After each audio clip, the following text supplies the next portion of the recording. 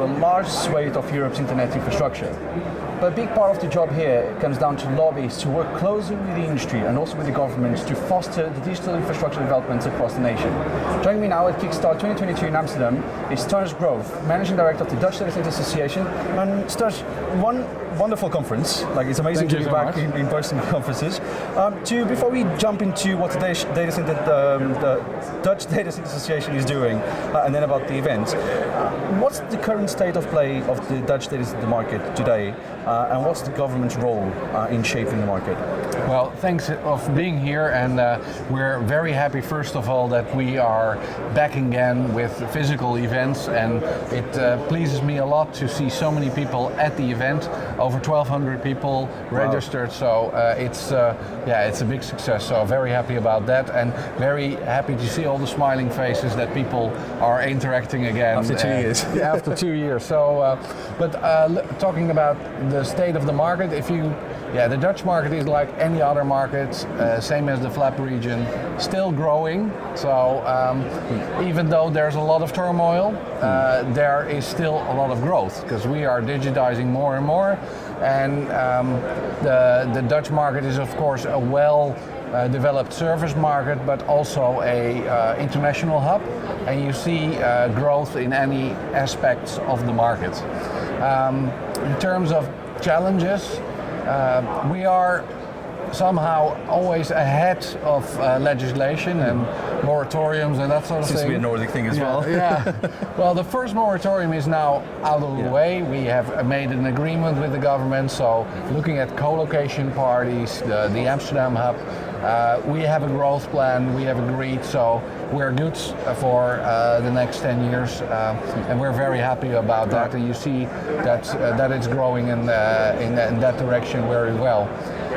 The current state is that there is now a new legislation specifically targeted on hyperscales. This has to do also with the big project that was announced in the Netherlands of Facebook, which is of course a gigantic data center, and combined with the company Facebook, which is in debate, so to speak, and about the size, there was a massive turmoil, and this was the follow-up on that. It means that all the current projects that are going, including Facebook, can go ahead, but for a limited time we see no new hyperscales outside the two designated areas. So in the two designated areas of Middenmeer, where Google and Microsoft is, and in Eemshaven in the north, in Groningen, there it's business as usual, but outside we have a little bit of a stop of hyperscales larger than 70 megawatts. Okay, so is this kind of helping the market then to develop in other parts of the country? Or is it still very much focused on Amsterdam? Maybe if you can't build here, you can't build anywhere? Well, I think that the data center market in any country is a private data center market, it's a regional data center market, it's a national data center hub and market, and some countries have an international hub, and then you have the hyperscale market. So it's basically 5 different markets, and you see growth in every market. At this moment, for instance, the government of the Netherlands is the biggest builder of data centers. They built, the National Defense is building new data centers, universities are building new data centers, the National Cloud data centers is expanding. But you see regional data centers also very much expanding. A good example is Interconnect. We're building a new data center in Den Bosch. And North Sea is expanding in Rotterdam, and you see more and more of these players expanding next to the Amsterdam hub, which is always expanding. And then, the other market is of course the hyperscale market. Okay, but so, I mean, Amsterdam has been a big player when it comes, not player, player is the wrong word, but has been a big example of when it comes to moratoriums. Can we see this going to other countries in Europe, other cities in Europe? Because, I mean, Dublin has its power issues. We've had rumours recently of London, which brought up rumours about Paris and even in the future about Madrid. Outside of Europe, of course, Singapore is another big example. I mean, tell us what you see, what you hear in the corridors, and I think you're involved with things in Brussels as well with the European Union, so as a lobbyist. So You're smiling, so I'll let you talk. Talk. Well, normally we are called by governments outside the Netherlands tell us what to do. To tell us what to do, and so far I haven't had a call, so maybe that's a good sign. I don't know, but.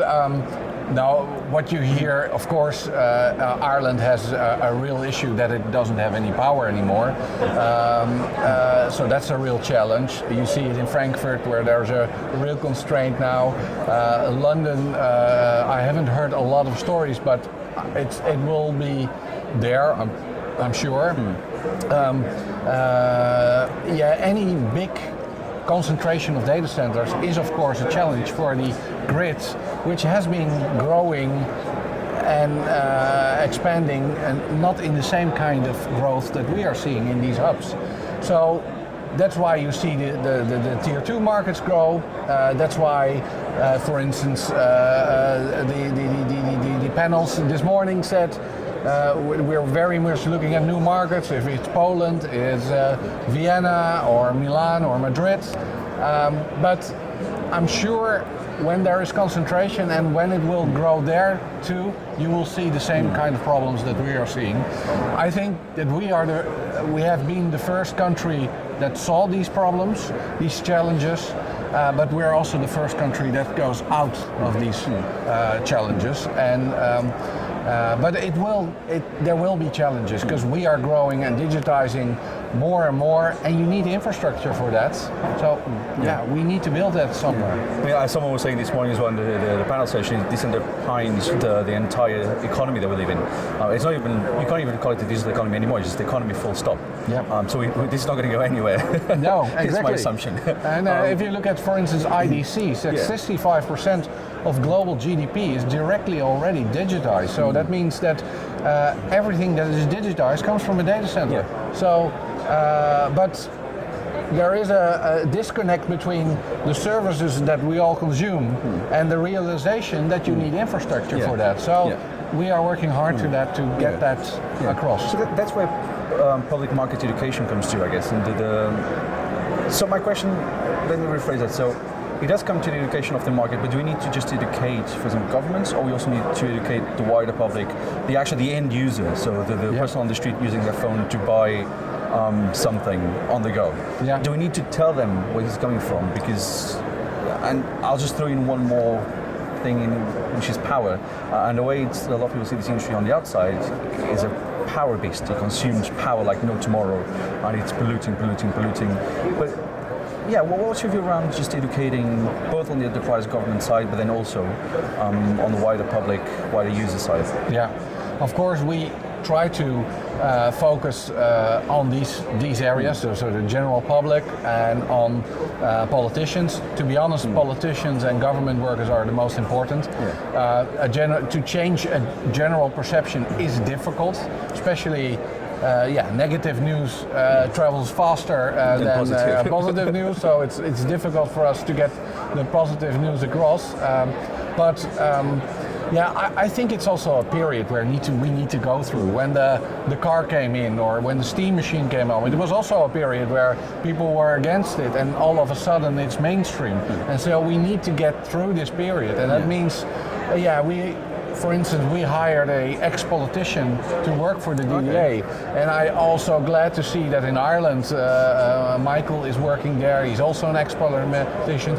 We need to, as an industry, also step up in that arena to tackle that, because it takes a lot of time, and it needs a lot of work, and it needs a lot of smart people to do the right things. But repeat, explain that you need infrastructure, but it's difficult because the internet is free.